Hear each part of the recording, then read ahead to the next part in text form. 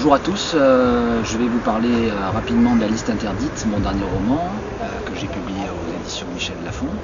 C'est un livre qui a un démarrage assez incroyable puisque je pars sur deux faits divers qui vont vous entraîner tout au long du livre dans une histoire complètement déjantée et complètement à côté surtout de la réalité que vous allez imaginer au départ. Je vais vous emmener dans des univers que vous n'avez pas l'habitude de voir, dans le quartier chinois de Paris, qui est un endroit absolument démoniaque, où on rencontre des gens vraiment extraordinaires, très méchants, très bizarres, très particuliers. Je vais vous emmener également du côté de Nice, en Belgique, et vous faire découvrir des arcanes du monde judiciaire avec un juge d'instruction qui est une femme qui a une vie un petit peu chahutée parce qu'elle a connu des problèmes personnels assez violents. Et l'histoire va la mettre en face de ces problèmes puisqu'elle va se retrouver petit à petit confrontée à un choix. C'est le choix de La Liste interdite d'ailleurs que je ne vous dirai pas, je ne dirai pas à la fin évidemment, ne rêvez pas.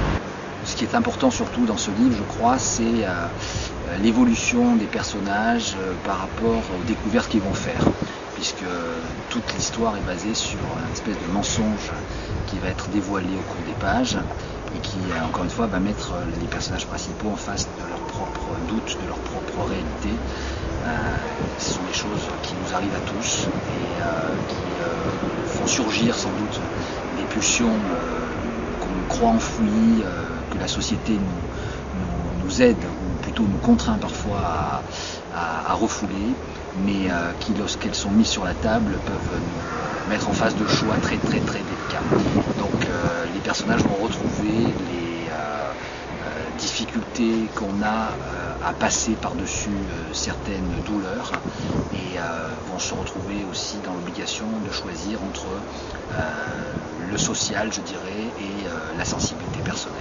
Mais au fil des pages, donc moi je me suis éclaté à faire cette histoire qui est peut-être mon histoire, je dirais, la plus proche des personnages. J'ai vraiment cherché à me mettre dans leur peau, j'ai vraiment cherché à les faire évoluer de façon très réaliste, quoi.